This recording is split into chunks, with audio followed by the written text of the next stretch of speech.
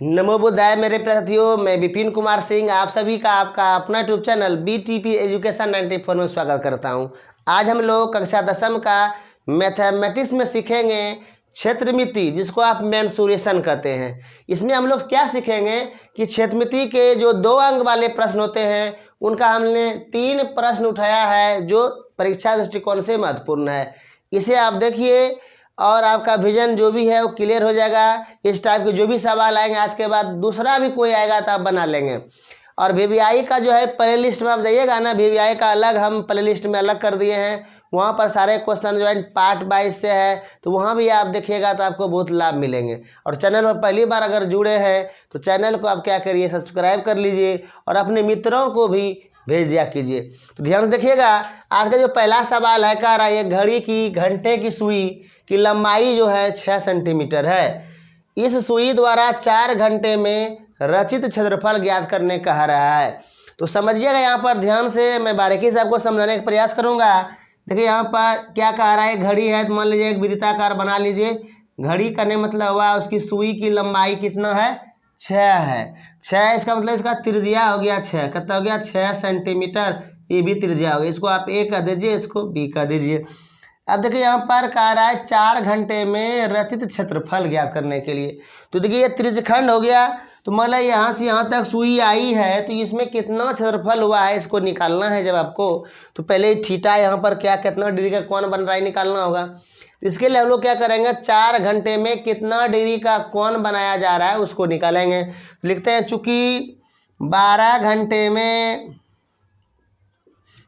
में सुई द्वारा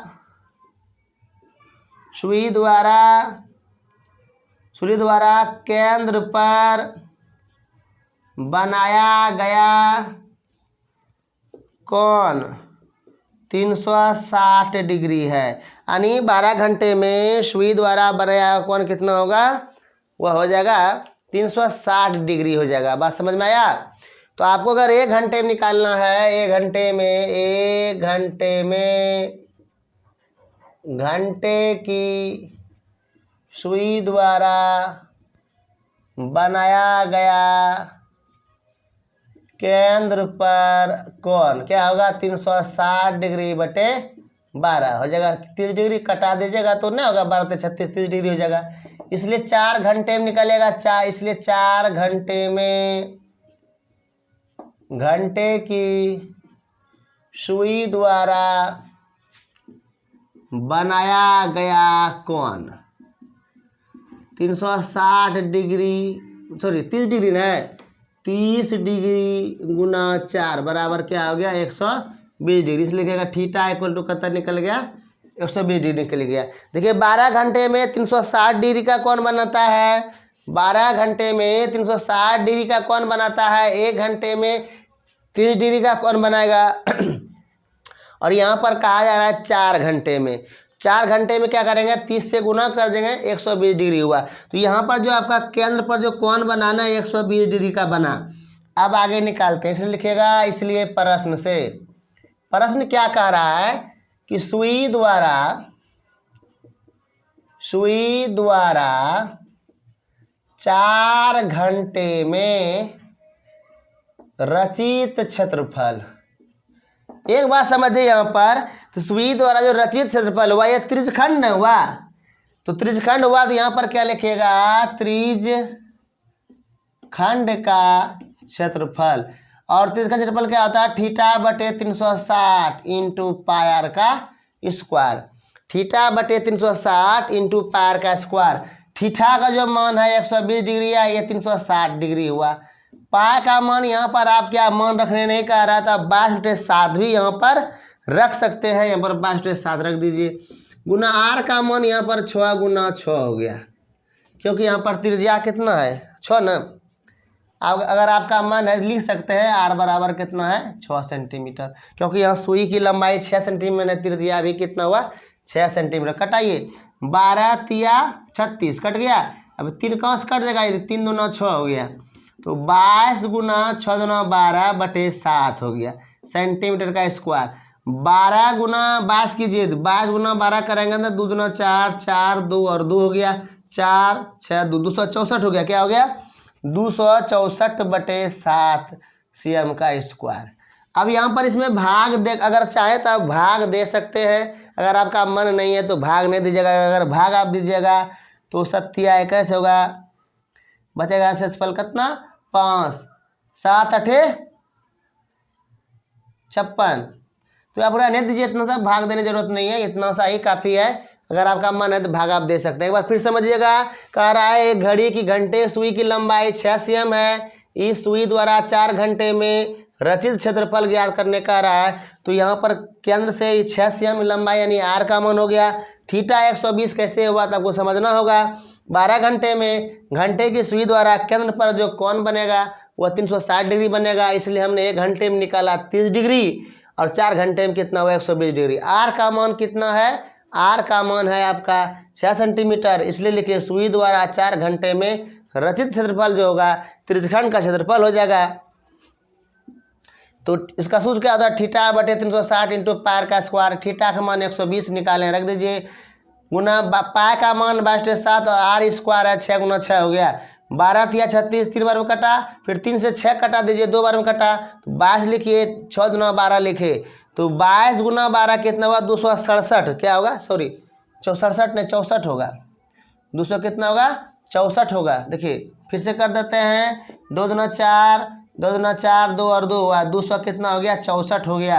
अगर इसको आप भाग दीजिएगा ना तो आएगा 37.714 सेंटीमीटर का स्क्वायर। ठीक है, तो यह था आपका सवाल। उम्मीद करता हूँ आपको समझ में आ गया होगा। हम अगले सवाल की ओर बढ़ते हैं।